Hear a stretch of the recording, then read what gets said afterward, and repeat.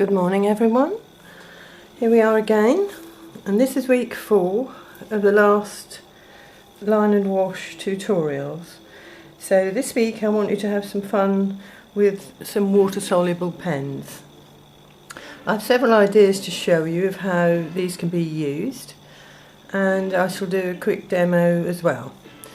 The water soluble pens can be used alongside your water resist pens to help loosen up the picture, and I'm going to show you a little bit of this over the month, but maybe this week you would like to take it a bit further.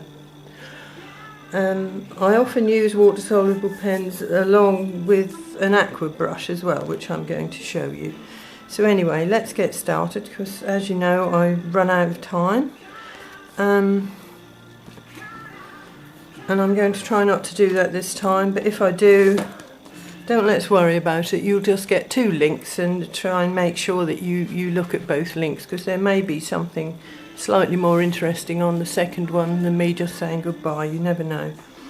The Tombo pens are the water soluble pens that I use more than anything else.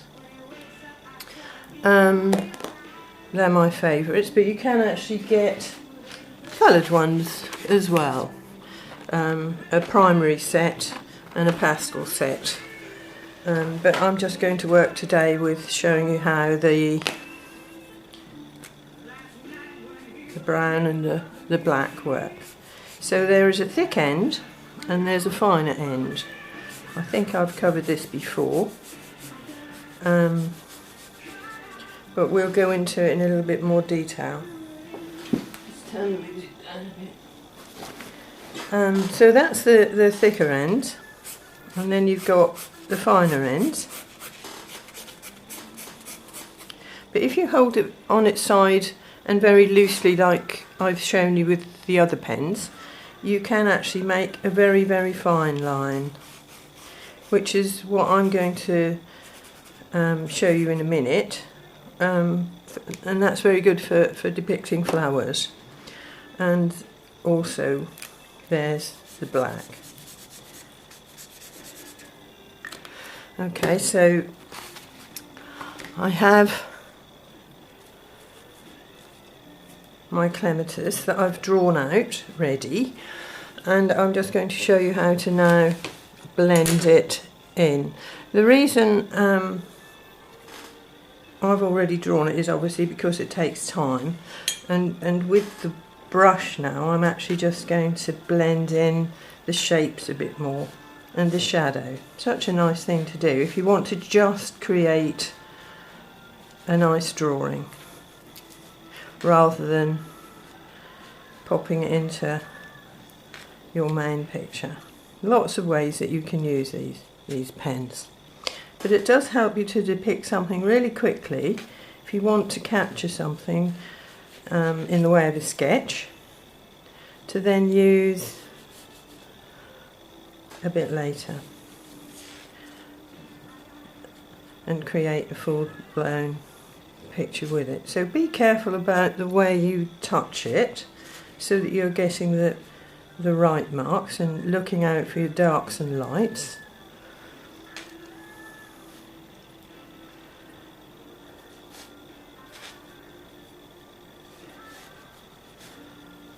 So it's just water that I'm using, and various different tones of browns will come out of that pen. Okay, so I think I've maybe shown you enough of that.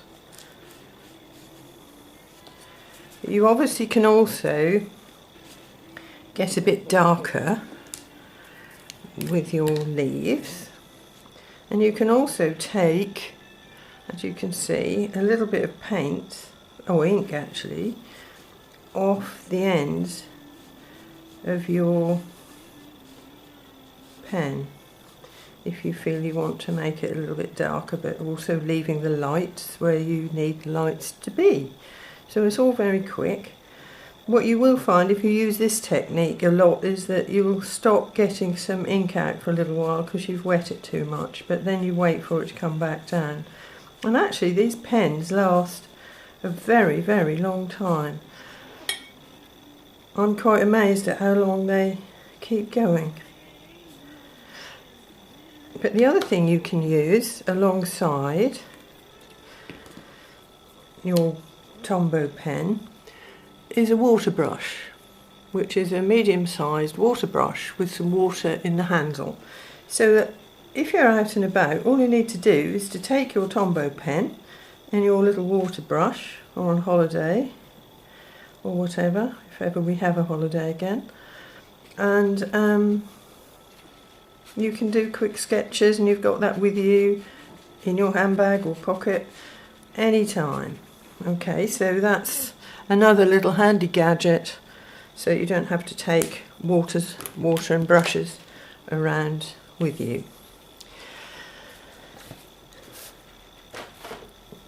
The thing I like to do with those Tombo pens is, because at the moment everything is coming in my garden at once, so I quickly depict them, because I can't keep up with full-blown paintings, as and when they come along, and then I've got them for later to turn into nice watercolour paintings and take my time over them. So as flowers come through the summer and you can't keep up with painting them, it's nice to have a book whereby you can put all your little drawings in, and then you can create something from them later. And you can even trace them. It's your work, so why not? And that will save a lot of time. The poppies don't tend to always stay around for too long, so they're a nice thing to capture in that way. And you can do the same thing with the black pen. That looks just as nice. Okay, so that's one thing that you can do with those Tombo pens, and you'll have a nice book of drawings.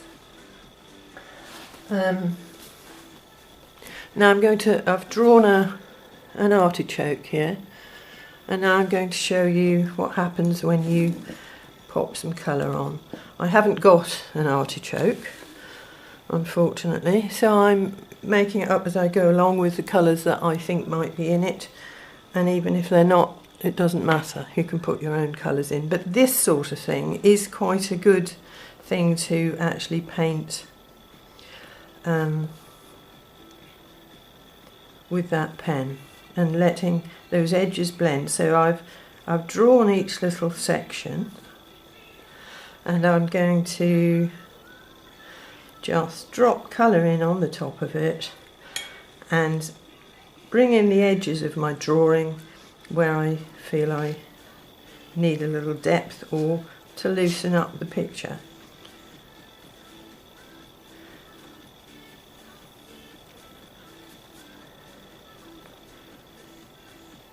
Such a nice quick thing to do, and really fun. So if you've got a water-soluble pen, it would be nice this week if you were to try some things like this. I've got a purple out, and I've got an olive green. You can wipe a little bit off through the centre perhaps, where you want it to perhaps look lighter and give it the rounded type of appearance.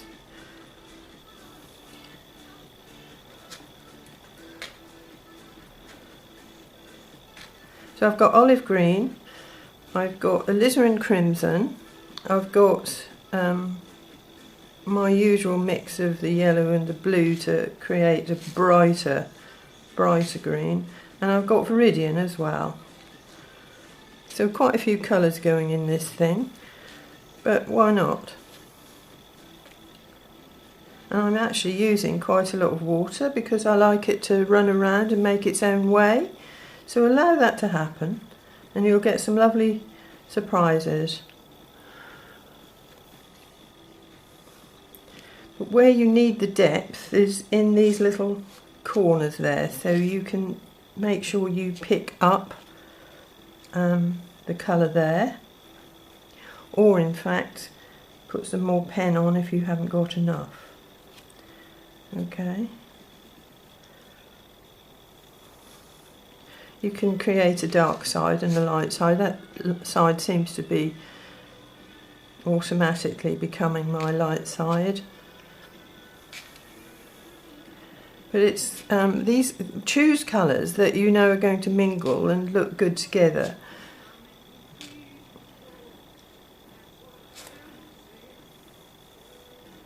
It's a lovely way to loosen up your painting. Okay, so I've more or less finished that in just a few minutes. A little bit of this going on the outside to just loosen it up and give it a little bit of movement. Obviously you can take more time than I have, but you know, it's okay. My artichoke. And fun to draw, fun to paint. And then just leave it to dry. You can go back to it later. The thing with Tombo pens, you can actually reactivate it. So there's one I did earlier, it hasn't got quite as much colour in it. But if I wanted to, I can go back in there now and I can put some colour in. Don't really want to be honest, but I could go back in and reactivate some of these little bits of the drawing, and they'll still blend out. Okay, so that's another good thing about those pens. You can draw something when you're out, come back and finish it off at home or whatever. So anything like that is a good thing to do. The pineapple again, you could maybe have a pineapple and draw your pineapple in one colour, or you can put colour on it, whatever you fancy. What else do I want to show you? Something a bit more serious here. I've drawn this little landscape just with the water-soluble pen. That's chroma.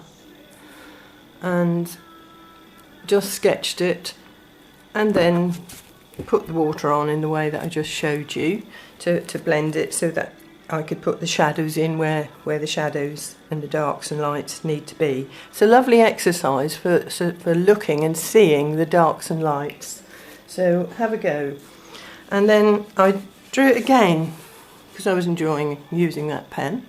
I drew it again with this water-soluble pen, and this time I put the colour in, but blended it just where I needed to. So you have to be careful about where you do blend it, so that you can leave the white, or in fact the parts of the drawing that you don't want to lose or to blend. Alright? So that's another way of using that water-soluble pen. Another thing you can do is to use one colour ink. This was Quink ink for a quick sketch, and again it's a tonal sketch which shows me where the darks and lights are. I never have, but I could turn that into a picture now because I do have a photograph of it that my son sent. So that's a nice thing to do with just Quink ink. Lovely, lovely, nice thing to paint with because it stays where you put it. Or you can use a paint if you haven't got the ink and do something with just something like an indigo, which that is. And again, that's showing you where the darks and lights are, and you can go back later and create a nice painting from it. One of these days. Another thing you can do, which works really well, is to... That ought to come out, sorry. Can't see it, it's shiny. Some little pots. They work very well and they're a good colour with the brown pen to create a little array of pots. But as you see, leave lots of white paper, but put lovely depth in underneath and just a quick wash behind, and you've got a little picture. Okay, so that's another idea. I painted some trees again using the water-soluble pen. So I didn't use a pencil at all, I just drew the trees with the pen and then popped my colour on, bringing the colour in from the edges to create nice blends into the trees, and then put the background on afterwards and the greenery. I showed you before how to leave the spaces for the leaves and some more branches and things, so make sure if you do trees something like that works out. And I've got a little swan going on in the middle there, which I did actually just draw with the pencil, sorry. So I didn't want him to be too significant, so I didn't put pen on him at all. We've talked about putting two photographs together, which I did here, and there's water-soluble pen going on in there alongside my normal water resist pen, but I put some life in, so you may want to create a picture this week that and challenge yourself and put a little bit of life into your picture, some birds, people, anything, just cat, just to give a little bit of life into your picture. And that's another reason to have painted that particular scene. So they came from another photograph. I tried the honesty with the water-soluble pen and popped some colour on it. So that actually was fun to do and very quick. But then I also tried it with just one colour behind, leaving the white drawn honesty in front. So that worked quite well, I enjoyed that. And then I thought I would try the honesty with one of the coloured pens. So if you've got coloured ones, you may want to get those out and just try a little picture, something like that. But then that gave me the idea that perhaps these would be quite nice for cards. So I then got carried away and created some little cards with the water-soluble pen, which is lovely and quick and fun to do, and we can't always get out to get the cards at the moment, so it just seemed like a nice idea to create some cards. Lots of things that you could do. Teapot full of primroses, some little sunflowers in a pot, just ideas. Daisies in the garden, so take a daisy and quickly draw it with your water-soluble pen or your other pen, or both together, and create something like that. You may have a very fat pen that you want to try. So again, this is all wrapped up, but never mind. So that's my really thick pen that I've done a drawing with, and then just washed over the top so that you still see the subject that you've already drawn, and you don't have to worry about washing away on the outside of your drawing, on the inside, leaving spaces, letting it blend. Okay, but that's a lovely quick way of capturing something if you want to do a quick picture.